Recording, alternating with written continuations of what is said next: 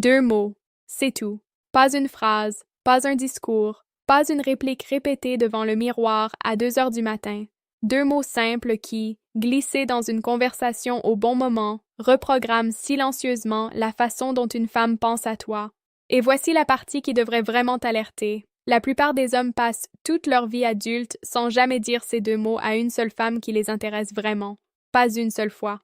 Avant de commencer, rapide, mais important. Si tu ne soutiens pas encore cette chaîne, c'est le bon moment. Dans notre communauté, tu accèdes à des vidéos exclusives qu'on ne trouve nulle part ailleurs, à de nouveaux contenus avant leur sortie publique, et tu rejoins une communauté qui s'engage vraiment sur ces sujets. Le lien est dans la description. Merci, et maintenant on commence. 2 mots, c'est tout. Pas une phrase, pas un discours, pas une réplique répétée devant le miroir à 2 heures du matin. 2 mots simples qui, glissés dans une conversation au bon moment, reprogramment silencieusement la façon dont une femme pense à toi. Ses pupilles s'élargissent, sa voix descend d'un demi-ton. Elle se penche vers toi sans réaliser qu'elle se penche. Et voici la partie qui devrait vraiment t'alarmer. La plupart des hommes passent toute leur vie adulte sans jamais dire ces 2 mots à une seule femme qui les intéresse vraiment. Pas une seule fois. Reste avec moi jusqu'à la fin. Parce qu'à la fin de cette vidéo, tu vas réaliser que la raison pour laquelle les femmes ont continué à perdre de l'intérêt pour toi n'avait rien à voir avec ton apparence, ton compte en banque ou tes muscles. C'était toujours une question de langage qu'on ne t'a jamais appris à parler. Le problème que personne ne t'a expliqué. Avant que je te dise quels sont ces 2 mots, j'ai besoin que tu me promettes une chose. Quand je les révèle, tu n'as pas le droit de lever les yeux au ciel. Tu n'as pas le droit de murmurer « c'est ça » sous ta respiration et de faire défiler. Parce que ce petit haussement d'épaule dédaigneux, c'est exactement la raison pour laquelle environ 9 hommes sur 10 continuent à rater avec des femmes qui leur étaient sincèrement, silencieusement ouvertes. La simplicité est tout le concept. Des chercheurs de l'UNC Chapel Hill ont passé des années à suivre des couples et continuaient à trouver le même résultat inconfortable. Le prédicteur le plus fort de l'attraction féminine soutenue n'avait presque rien à voir avec l'apparence, le revenu ou même la chimie du premier rendez-vous. C'était un comportement verbal très spécifique que la plupart des hommes n'effectuent jamais et qu'on ne leur a jamais appris. Ces 2 mots déclenchent ce comportement instantanément. Je te dirai de quoi il s'agit dans quelques minutes. Mais d'abord, tu dois comprendre pourquoi ton propre cerveau s'est battu contre les dires toute ta vie. Parce que si tu sautes cette partie, ils ne fonctionneront pas. Ils pourraient même se retourner contre toi. Pourquoi les compliments génériques ne marchent pas? Voici la première vérité inconfortable. Les conseils standards que les hommes reçoivent sur ce que les femmes veulent sont une pile de non-sens contradictoires. Sois confiant, mais pas arrogant. Sois un défi, mais pas froid. Fais des compliments, mais pas trop. Sois mystérieux, mais aussi profondément disponible émotionnellement. C'est comme une recette écrite par 4 chefs différents qui se détestent tous. Et à cause de ce chaos, la plupart des hommes se rabattent sur ce qui semble le plus sûr, le compliment générique. Tu es vraiment belle ce soir. Tes yeux sont magnifiques. Wow, tu es tellement intelligente. Voici la partie choquante. Les compliments génériques, les choses que la plupart des hommes pensent être leur arme secrète, abaissent en réalité l'attraction dans beaucoup de cas. Je sais.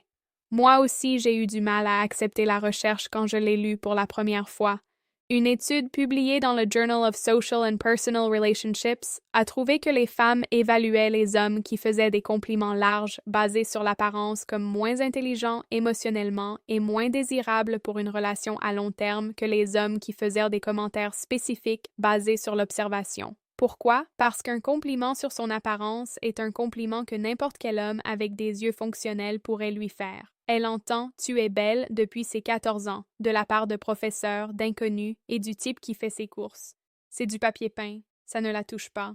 Dans certains cas, ça active activement sa garde, parce que belle est la monnaie la moins chère que les hommes distribuent, et son cerveau a été entraîné depuis l'adolescence à en être méfiant. J'ai mis du temps à comprendre ça clairement. Je pensais autrefois que les compliments étaient tout le jeu. Ils ne le sont pas, ils sont l'acte d'échauffement. Le vrai spectacle, le moment où son système nerveux change vraiment, se produit quand un homme communique quelque chose qu'un étranger ne pourrait jamais avoir capturé. Et c'est exactement la porte que ces 2 mots ouvrent. La science derrière les deux mots. Laisse-moi te guider à travers la science, parce qu'une fois que tu la vois, tu ne peux plus ne pas la voir. Dans les années 1990, le psychologue Arthur Aaron a mené une expérience maintenant célèbre où deux inconnus se posaient 36 questions progressivement personnelles, puis se regardaient dans les yeux pendant 4 minutes. Certains des participants, des inconnus complets, rappelle-toi, ont fini par se marier. L'expérience ne portait pas sur les questions elles-mêmes, elle portait sur ce que les questions forçaient les participants à faire, se remarquer, vraiment se voir l'un l'autre. L'intimité ne venait pas des réponses, elle venait de l'attention. Avançons jusqu'en 2013. La chercheuse Sarah Algo à l'UNC propose ce qu'elle appelle la théorie trouvée, rappelée de la gratitude. Son équipe découvre qu'exprimer une appréciation spécifique et détaillée ne fait pas que faire sentir les gens bien, ça les lie à toi émotionnellement. Le mot-clé est spécifique. Les remerciements génériques, le merci chéri, lancé en passant, ne font rien. La reconnaissance détaillée, nommer les petites choses non demandées que quelqu'un a faites, crée des augmentations mesurables dans la satisfaction relationnelle, la confiance et oui, le désir. Puis, il y a John Gottman, le type qui peut apparemment prédire le divorce avec plus de 90% de précision après avoir regardé un couple se disputer pendant 15 minutes. La découverte la plus silencieusement terrifiante de Gottman est ce qu'il appelle les offres de connexion. Chaque jour, les partenaires font de minuscules offres. Un soupir, un regard, un commentaire aléatoire sur un oiseau dehors, et les partenaires soit se tournent vers l'offre, soit s'en éloignent. Les couples qui restaient ensemble se tournaient vers les offres 86% du temps. Les couples qui se séparaient, 33%. L'attraction, le désir, l'attachement à long terme. Tout est construit sur le fait d'être vu dans les petits moments, pas dans les grands. Et enfin, le plus beau de tous, venant de Carol Rusbult, le phénomène Michelangelo. Michel-Ange disait qu'il ne sculptait pas la statue. Il libérait simplement la figure déjà à l'intérieur du marbre. Rusbult a découvert que les partenaires que nous désirons le plus sont ceux qui voient la version de nous que nous essayons de devenir et nous la reflètent en retour. Pas qui nous sommes, qui nous devenons. Alors qu'est-ce que la recherche sur la gratitude, les offres de Gottman, le phénomène Michelangelo et les 36 questions d'Aaron ont tous en commun? Ils se résument tous à un seul mouvement verbal. L'observation reconnue, être vue de manière spécifique, particulière, irremplaçable. Et il y a exactement deux mots qui plantent ce drapeau dans l'esprit d'une femme plus vite que n'importe quoi d'autre. Les deux mots. Tu es prêt? Prends une respiration. Les voici. J'ai remarqué. C'est tout. Ces deux mots. Suivi de n'importe quelle observation spécifique et genuine que tu as vraiment faite. J'ai remarqué la façon dont tu t'es tue quand tu as mentionné ton patron. J'ai remarqué que tu commandes toujours le plat que tu n'as jamais essayé. J'ai remarqué que tu t'illumines quand tu parles de ta sœur. J'ai remarqué que tu fais une pause avant de répondre aux questions difficiles au lieu de remplir le silence. Deux mots, et ensuite ce que tu as vraiment vu. Pas un compliment, pas une réplique, une observation. Je sais ce que 70% des hommes en train de lire ça pensent silencieusement en ce moment. C'est ça? Et à toi, je dirais doucement, oui, c'est ça. Et le fait que tu viens d'avoir cette réaction est précisément la raison pour laquelle tu ne les as pas utilisées. Et précisément pourquoi le gars qui comprend ça avant toi va être celui qu'elle finit par décrire à sa meilleure amie comme différent. Je ne sais pas comment l'expliquer, il me comprend juste. Pourquoi ces deux mots brisent tout le code? Voici la neuroscience, simple et indolore. Quand une femme entend « j'ai remarqué » de la part d'un homme qui l'intéresse, trois choses s'allument à la fois dans son système nerveux. Premièrement, son cerveau fait une vérification rapide.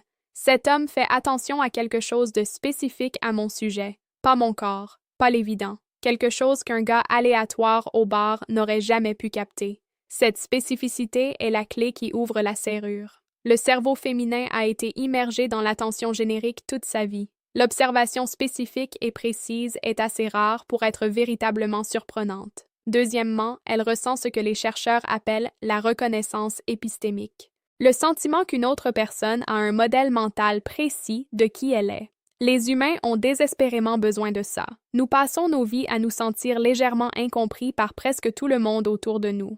Quand un homme démontre en 2 mots qu'il a été en train de construire silencieusement une carte précise de qui elle est, sa réponse à l'ocytocine monte en flèche. L'ocytocine est l'hormone de liaison. C'est le même produit chimique libéré pendant les câlins, l'allaitement et le contact visuel prolongé. Tu es chimiquement en train de la serrer dans tes bras depuis l'autre côté de la table avec une phrase. Troisièmement, et c'est celui qui rend tout ça légèrement injuste en ta faveur, son cerveau fait une prédiction. S'il a remarqué ça, qu'est-ce qu'il a d'autre remarqué?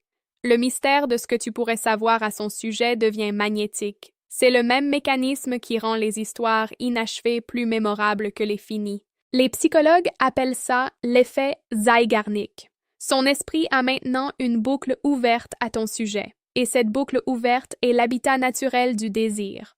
Compare ça à « tu es belle ». « Tu es belle » ferme chaque boucle. Ça ne lui dit rien qu'elle ne sache pas déjà. Ça n'offre aucune carte de son monde intérieur. C'est chimiquement une poignée de main. J'ai remarqué, est une porte. Une petite porte doucement éclairée qui mène quelque part où elle ne s'attendait pas à être invitée. Les 3 règles d'or. Tu ne peux pas juste coller robotiquement « j'ai remarqué » sur des observations aléatoires et t'attendre à de la magie. La phrase a 3 règles. Et si tu les violes, tu vas passer pour quelqu'un d'inquiétant, de répété, ou les deux. Règle numéro 1. Ça doit être vrai. Je ne peux pas trop insister là-dessus. Les femmes ont un radar quasi surnaturel pour les compliments inventés. Si tu fabriques une observation qu'elle sait n'être pas réelle, l'effet entier s'effondre. Ne remarque que des choses que tu as vraiment remarquées. Règle numéro 2. Ça doit concerner son intérieur, pas son extérieur. C'est là que les hommes se trompent immédiatement. J'ai remarqué tes jambes dans ce jean. Ce n'est pas le bon chemin. C'est un compliment déguisé. J'ai remarqué que tu deviens un peu plus douce quand tu parles de ta grand-mère. C'est le bon chemin. Tu pointes vers son monde intérieur, pas sa coquille extérieure. L'un lui fait se sentir objectifié, l'autre lui fait se sentir connu. Règle numéro 3. Livre-le de façon décontractée, presque en passant. N'en fais pas un discours. Ne maintiens pas le contact visuel pendant 9 secondes inconfortables pendant que tu annonces ton observation. Glisse-le presque en aparté en remuant ton café ou en regardant la route. J'ai remarqué que tu ris toujours de tes propres blagues avant de les finir. C'est un peu adorable. Pause. Passe à autre chose. Change de sujet. La désinvolture est ce qui fait atterrir. Un homme qui fait des observations sans en faire une production semble effortlessement attentif, ce qui est l'association la plus attrayante qu'un homme puisse projeter. Chaleur sans besoin. Bon versus mauvais. Exemple concret. Laisse-moi te donner un script complet de bon versus mauvais, parce que ça compte. Mauvais. Tu es tellement intelligente. Bon. J'ai remarqué que tu poses toujours une deuxième question après que quelqu'un répond à la première. La plupart des gens ne font pas ça. Mauvais. T'as un super sourire. Bon, j'ai remarqué que tu souris un peu différemment quand tu le penses vraiment. J'ai chopé le vrai 2 fois ce soir. Mauvais. Tu es belle. Bon, j'ai remarqué que tu t'habilles pour toi-même, pas pour quelqu'un d'autre. C'est rare. Tu sens la différence?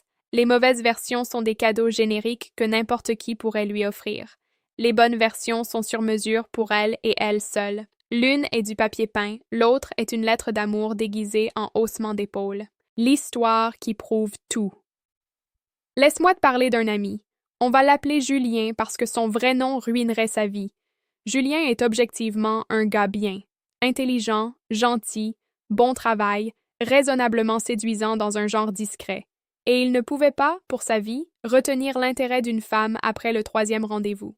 Il m'a demandé des conseils environ 1 fois par mois en perdant lentement la tête. Un soir, autour d'un verre, je lui ai parlé de la recherche. Il a levé les yeux au ciel. Bien sûr qu'il l'a fait. Je lui ai dit d'essayer sur un seul rendez-vous. Un seul. Juste 1 fois.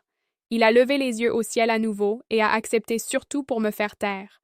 3 semaines plus tard, il m'a appelé. Il était sur un premier rendez-vous avec une femme qu'il avait presque annulée parce qu'il était fatigué. Quelque part au milieu de la conversation, elle a mentionné qu'elle pensait à changer de carrière. Et Julien s'est entendu dire « J'ai remarqué que tu as dit « j'y pense », pas « je planifie ». On dirait qu'une partie de toi connaît déjà la réponse et attend juste d'être assez courageuse pour l'entendre. Il a dit qu'il y a eu un silence de 2 secondes, et puis tout son visage a changé. Elle a posé son verre, elle lui a demandé comment il avait capté ça. Ils ont parlé jusqu'à presque 2 heures du matin. Elle lui a écrit le lendemain, avant qu'il lui écrive Ce qui, dit-il, ne lui était littéralement jamais arrivé en 5 ans de dating.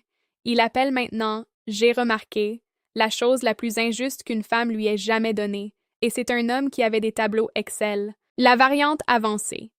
Une fois que tu as utilisé la forme de base quelques fois et qu'elle devient naturelle, il y a une variation subtile qui est franchement dévastatrice.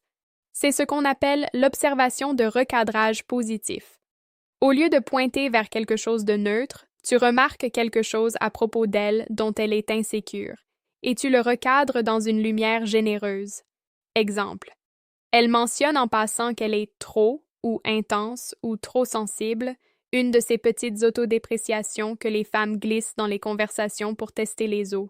Au lieu de dire non t'es pas, ce qui est faible et condescendant, tu dis j'ai remarqué que tu t'es excusé d'être la personne la plus vivante dans la pièce. Tu devrais peut-être arrêter ça. Tu sens le poids de ça? Ce n'est pas un compliment, c'est un miroir tenu face à la version d'elle qu'elle essaie de faire grandir. C'est le phénomène Michelangelo qui se manifeste. Utilise celle-ci avec parcimonie. C'est l'option nucléaire. Utilisée trop souvent, ça devient de la psychanalyse et elle se sentira étudiée plutôt que vue. Mais lâcher au bon moment, une seule fois, silencieusement, c'est la chose la plus proche de la magie verbale que je connaisse. Est-ce que ça fonctionne sur les femmes qui te connaissent déjà? Oui.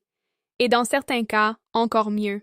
Les partenaires à long terme ont faim d'être vus spécifiquement plus que les inconnus. Parce que la familiarité est le grand voleur d'attention. La femme avec qui tu es depuis 3 ans n'a pas arrêté de vouloir être vue. Elle a juste arrêté de s'attendre à ce que tu la vois. Dire « J'ai remarqué que tu portes quelque chose de lourd cette semaine et tu ne m'as rien demandé pour aider » peut dégeler des mois de dérive silencieuse en une seule phrase. Ce n'est pas un hack de dating, c'est un hack humain. Le dating est juste l'endroit où la plupart des hommes deviennent finalement assez désespérés pour l'essayer. Où on en est 2 mots. J'ai remarqué. 4 syllabes, moins d'1 seconde de discours. Et pourtant, presque mathématiquement, la différence entre être le gars qu'elle oublie en 1 semaine et le gars à qui elle pense 3 mois plus tard. Ce n'est pas une astuce, ce n'est pas de la manipulation. C'est la forme la plus simple d'attention genuine emballée dans une phrase que ton cerveau peut réellement retenir dans le moment où tu en as besoin. La plupart des hommes vont regarder cette vidéo, hocher la tête et ne jamais l'utiliser. Une petite minorité va l'essayer une fois, sentir le changement et devenir silencieusement le genre d'homme que les femmes décrivent comme « je ne sais pas ce qu'il a, mais… » Sois cette minorité. Pas parce que c'est une stratégie, mais parce que être quelqu'un qui remarque vraiment est honnêtement une meilleure façon d'avancer dans le monde. Ton devoir pour les 48 prochaines heures, trouve une femme dans ta vie, une amie, un rendez-vous, ta sœur, une collègue, ta compagne, et livre une observation propre, vraie, centrée sur l'intérieur avec « j'ai remarqué », puis regarde son visage, pas ses mots, son visage, ce petit scintillement qui traverse pendant 1 demi-seconde avant qu'elle se reprenne. Ce scintillement est la preuve. Une fois que tu vois ce scintillement de tes propres yeux, tu ne douteras plus jamais de la recherche. Reviens dans les commentaires me dire ce qui s'est passé. Je les lis. Si cette vidéo t'a fait voir les choses différemment, partage-la avec quelqu'un à qui ça pourrait aussi aider. Et pour du contenu exclusif, un accès anticipé aux nouvelles vidéos et une communauté qui s'engage vraiment sur ces sujets, tout est dans la description. Je te retrouve dans la prochaine vidéo.